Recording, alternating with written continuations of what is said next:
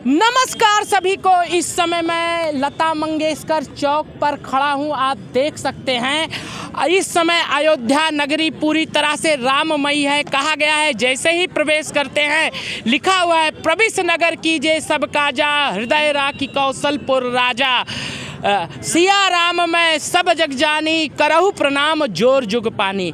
पूरी अयोध्या राममयी है और यहाँ पर आप देख सकते हैं कुछ लोग राजस्थान से भी आए हुए हैं प्रभु श्री राम के दर्शन करने।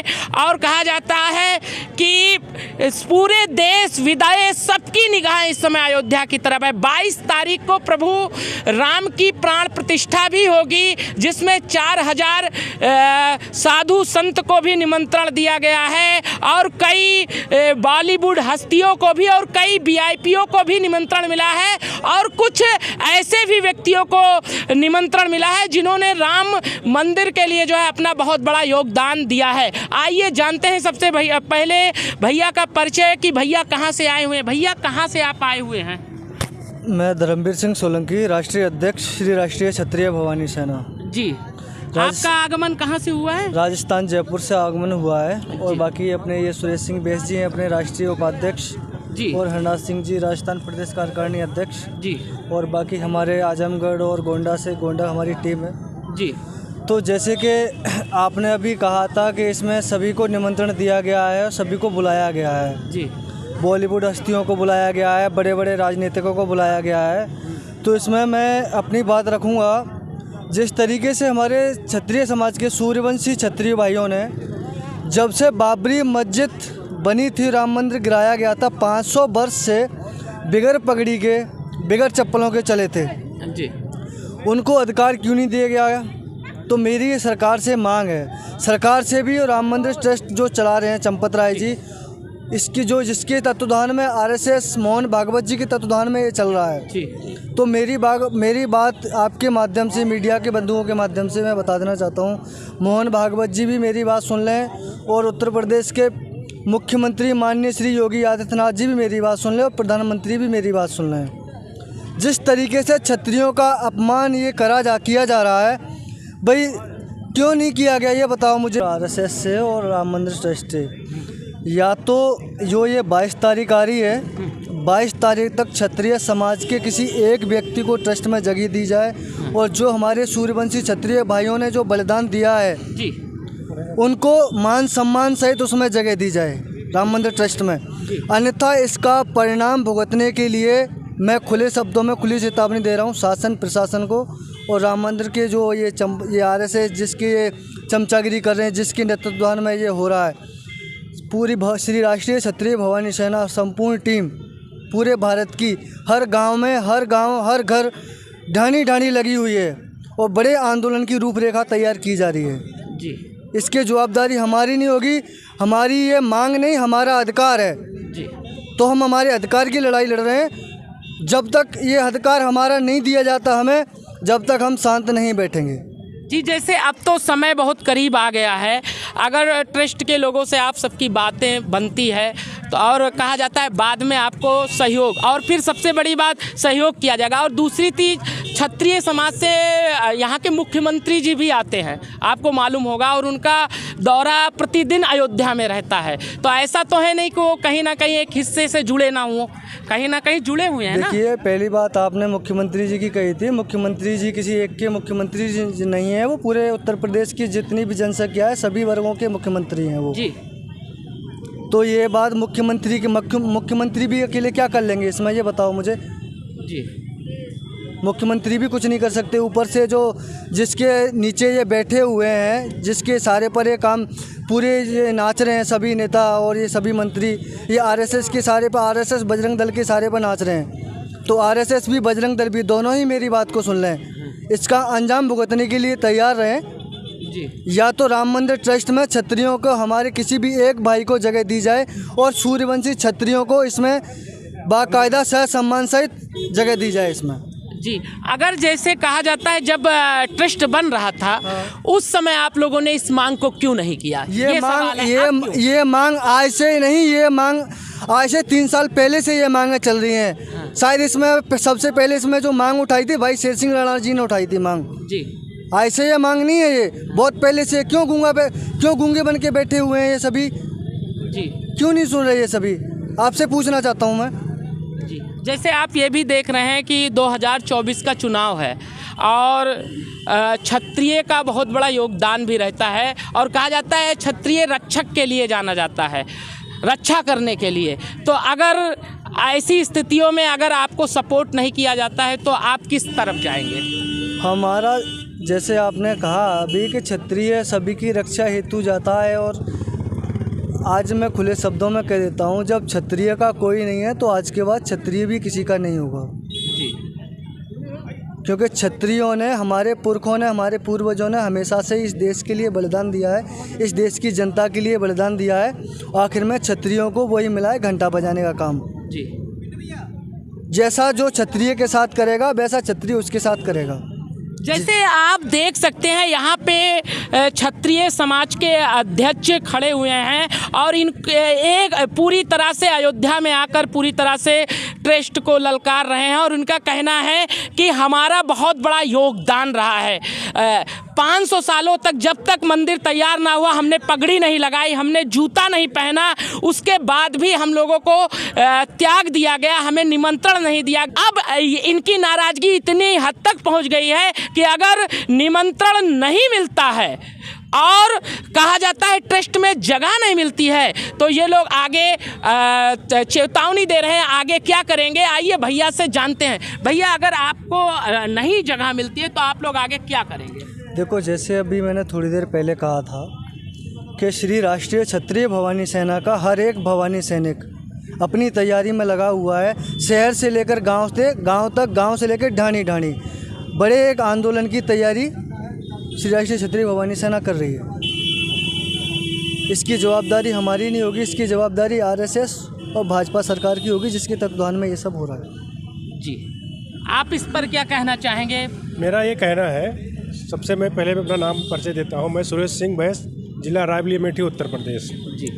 जैसे अयोध्या और राम अखंड भारत के हैं और सभी के हैं, इसमें कोई दो राय नहीं है। और समाज में जो सबसे बड़ा भ्रम फैलाया जा रहा है कि क्षत्रिय समाज जो है राम और राम मंदिर का विरोध कर रहा है, तो ये पूर्ण रूप से भ्रमित किया जा रहा है। ना हम राम और ना मंदिर का विरोध नहीं कर रहे हैं, हमारा तो राम से और मंदिर से रक्त का संबंध है जी। तो विरोध करने का सवाल ही नहीं पैदा होता। सवाल हम उन नीतियों का, उन संस्थाओं का कर रहे हैं जिन्होंने इस संघर्ष को पूर्ण रूप से निष्कृत कर दिया और जिन्होंने बताया, जो 500 नहीं, हमारा जो समाज है 1000 वर्षों से निरंतर संघर्ष किया है राम मंदिर के लिए जी। 500 वर्ष से नंगे पांव जब यहाँ पे बाबरी मस्जिद बना और तोड़ा गया, उस समय से निष्कर्ष वो नंगे पांव और बिना पगड़ी के चले जी। आज जो है जब सुअवसर आया अपने गृह प्रवेश का, और तब जो है उन्हें पूर्ण रूप से बहिष्कृत कर दिया गया। ये सरकार को और शासन को और जो आरएसएस, विश्व हिंदू परिषद और बजरंग दल है, इनको भी इस पर विचार करना होगा और क्षत्रिय समाज के उन सूर्यवंशियों को ससम्मान के सहित मंदिर में प्रवेश करने के लिए आमंत्रित करना होगा। नहीं तो इसके लिए 2024 के चुनाव में उत्तर प्रदेश ही नहीं अखंड भारत में इसका परिणाम भुगतने के लिए सरकार तैयार हो जाए, क्योंकि अब क्षत्रिय समाज पूर्ण रूप से जागरूक हो चुका है। और जो भ्रम फैलाया जा रहा है कि क्षत्रिय समाज मंदिर का या राम का विरोध कर रहा है, ये पूर्ण रूप से असत्य है। हम मंदिर का ना विरोध ना राम का विरोध, क्योंकि हमारा और क्षत्रिय का जो संबंध है रक्त का है।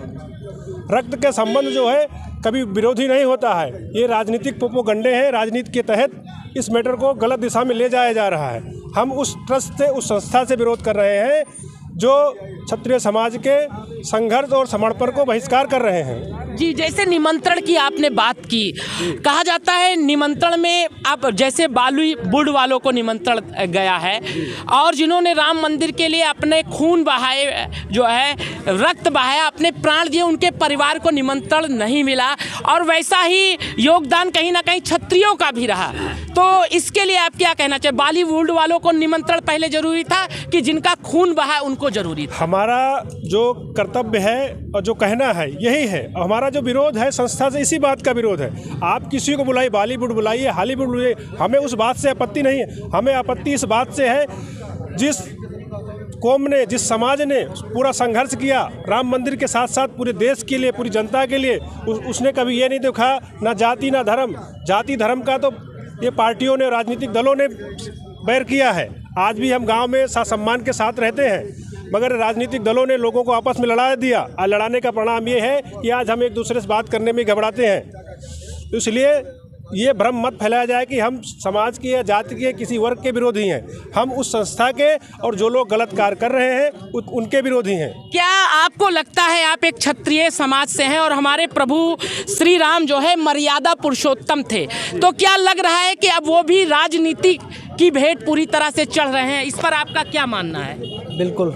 क्या कहना चाहेंगे इस पर? मैं इस पर यही कहना चाहूँगा, ये जो राम मंदिर ट्रस्ट जो प्राण प्रतिष्ठा हो रही है 22 जनवरी को, ये भी एक रची रचाई एक साजिश है। चुनाव एक राजनीतिक मुद्दा है। ये राम मंदिर प्रभु श्री राम की प्रतिष्ठा नहीं है, ये चुनाव की प्रतिष्ठा है। अगर राम की प्रतिष्ठा करते तो रामनवमी आ रही है, रामनवमी के दिन राम की प्रतिष्ठा कर सकते। भाई रामनवमी की इन्होंने इंतजार क्यों नहीं किया? जैसे अभी आपने देखा होगा कुछ हिंदू समाज के लोग और संतों ने नाराज़गी भी जताई। नाराज़गी इस बात को लेकर जताई कि जो बीफ खाने वाला व्यक्ति है, बॉलीवुडिया लोग हैं जो नंगा दृश्य दिखाते हैं, उनको क्यों सम्मान दिया गया, उनको क्यों निमंत्रण दिया गया? इस पर आप क्या कहना चाहेंगे? उस पर यही कहना चाहेंगे कि ये तो इनको सीधा सीधा सबको दिख रहा है कि भाई क्या हो रहा है। साधु संतों को भी दिख रहा है, महात्माओं को भी दिख रहा है और क्षत्रिय समाज को भी दिख रहा है, पूरे भारत को दिख रहा है। लेकिन जो कुछ अंधभक्त होते हैं जिन्होंने अपनी आंखों पर पट्टी बांध रखी है, उनको नहीं दिख रहा। वो धृतराष्ट्र हैं। धृतराष्ट्र की तरह उन्होंने अपनी आंखों पर पट्टी बांध रखी है, तो उनको नहीं दिख रहा कि ये क्या कर रहे हैं। जी, जैसे आप एक क्षत्रिय समाज से, सूर्यवंशी समाज से आते हैं, ठाकुर हैं और क्षत्रियों का बहुत बड़ा योगदान रहा है। अब आते हैं प्राण प्रतिष्ठा की तारीख को लेकर। कुछ लोगों का मानना है कि पहली चीज़ तो मंदिर का पूर्ण निर्माण हो जाना चाहिए था, तो उसके बाद प्राण प्रतिष्ठा होनी चाहिए, और दूसरी चीज़ जब भगवान का जन्म उत्सव होता है उस समय शायद होता तो वो अच्छा रहता। आपका क्या मानना है? मेरा यही मानना है कि देखो, जैसे अभी आपने कहा राम मंदिर ट्रस्ट का, राम मंदिर का आपने पूरा काम नहीं हुआ। राम मंदिर में अगर जो भी मजदूर हैं जो काम करेंगे, रात दिन अगर लगातार काम करेंगे, तब भी 2 साल में काम नहीं पूरा हो पाएगा। जी, वो तो चलो छोड़ो, एक साइड में करो। रामनवमी आ रही है, जिस दिन प्रभु श्री राम का जन्म हुआ था, उस दिन का इंतज़ार इन्होंने क्यों नहीं किया? उस दिन का इंतज़ार इन्होंने इसलिए नहीं किया क्योंकि चुनाव आ रहा है, फिर आचार संहिता लग जाएगी, फिर इनको आखिर में चुनाव का मुद्दा मिलेगा क्या? कैसे जीतेंगे ये लोग? जैसे आप ये भी जानते, बहुत से शंकराचार्य नहीं आ रहे हैं और उनकी भी नाराज़गी कि मंदिर निर्माण, अगर प्राण प्रतिष्ठा हो जाएगी फिर उसके ऊपर लोग चढ़कर काम कैसे करेंगे? तो क्या पाप नहीं लगेगा? कहीं ना कहीं सनातन धर्म की क्षति नहीं पहुंचेगी? इस पर विचार करना चाहिए था। इस पर आप क्या कहना चाहेंगे? इस पर बिल्कुल विचार करना चाहिए था। मैं तो इस देश की जनता से यही कहना चाहूँगा कि इस देश की जनता सब कुछ देख रही है, अपनी आंखों से पट्टी हटाए और जो ये तानाशाही चल रही है इनको सबक सिखाए इस लोकसभा के चुनाव में। बस यही मैं अपनी बातों को विराम करूं। क्षत्रिय समाज के कुछ लोगों ने संकल्प लिया था, गांव के लोगों ने, कि जब तक राम मंदिर का निर्माण नहीं होगा हम पगड़ी नहीं लगाएंगे और जूता नहीं पहनेंगे, क्योंकि ये हमारे सम्मान की बात है। इस पर आप थोड़ा सा प्रकाश डालिए कि क्या बातें थी।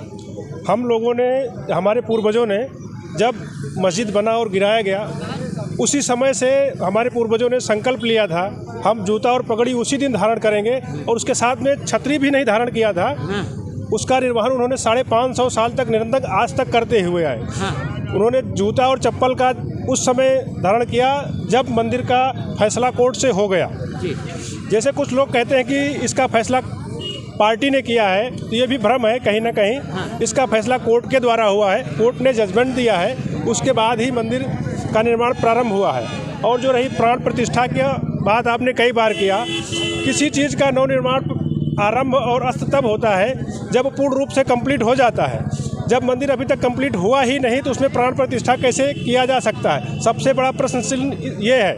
इसीलिए आज जो है 4 शंकराचार्य इस प्राण प्रतिष्ठा में नहीं शामिल हो रहे हैं। उन्होंने अपना स्टेटमेंट भी दिया है, क्योंकि अभी मंदिर अधूरा है और अधूरे मंदिर में हम प्राण प्रतिष्ठा में शामिल नहीं हो सकते हैं। अच्छा, ये बताइए, जैसे किसी मंदिर का निर्माण हो जाता है तो क्या उसके ऊपर चढ़कर कार्य किया जा सकता है?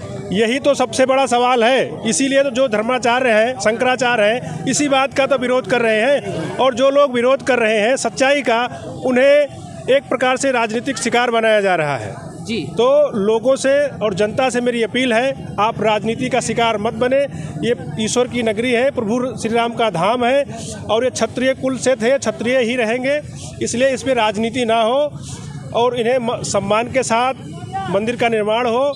और जो गलत तरीके से प्राण प्रतिष्ठा हो रहा है, ये सरासर अन्याय हो रहा है। बस अगर ये जो बातें आई सर, अगर आपने स्थान दिया तो सर समाज में क्षत्रिय समाज को भी रखना चाहिए था, बस इतनी ही मांग थी आपकी। हम यही कहना है कि प्रभु श्री राम किसी के नहीं हैं, क्योंकि वो उनको लोगों ने भगवान माना है, इसलिए वो अखंड भारत के अखंड प्राणियों के प्राणों में बसते हैं और सबको स्थान मिलना चाहिए जी। मगर विशेष स्थान कुछ लोग होते हैं जो उस परिवार से जुड़े होते हैं, उसके लिए निरंतर संघर्ष किए, उनका भी स्थान होना जरूरी होता है और उन्हीं लोगों को अलग कर दिया गया। ये बड़ा दुर्भाग्य का विषय है और इस पर क्षत्रिय समाज का आक्रोश है। और जो बुद्धिजीवी लोग अन्य समाज से हैं, वो लोग भी इस मुद्दे में बढ़ चढ़कर हिस्सा ले रहे हैं और बहुत सारे हमारे धर्मगुरु हैं, वो भी इस विषय में संज्ञान ले रहे हैं, क्योंकि ये विषय मंदिर छोड़ के राजनीति हो रही है और मंदिर में और किसी भी धार्मिक स्थल पे राजनीति नहीं होनी चाहिए जी। मेरा यही कहना है। तो इस प्रकार से आपने देखा पूरा निर्विज्ञ जितनी कहानियाँ, जो ऐतिहासिक चीज़ें थी वो भी बताया और काहे नाराज़गी दिखी उसका कारण भी बताया और ये भी बताया कि पूरी तरह से राजनीति का शिकार जो हमारे पूर्वज रहे और प्रभु श्री राम रहे, आज वो पूरी तरह से बनाए जा रहे हैं, उसे ख़त्म करना चाहिए और इसके लिए क्षत्रिय समाज काम भी करेगा।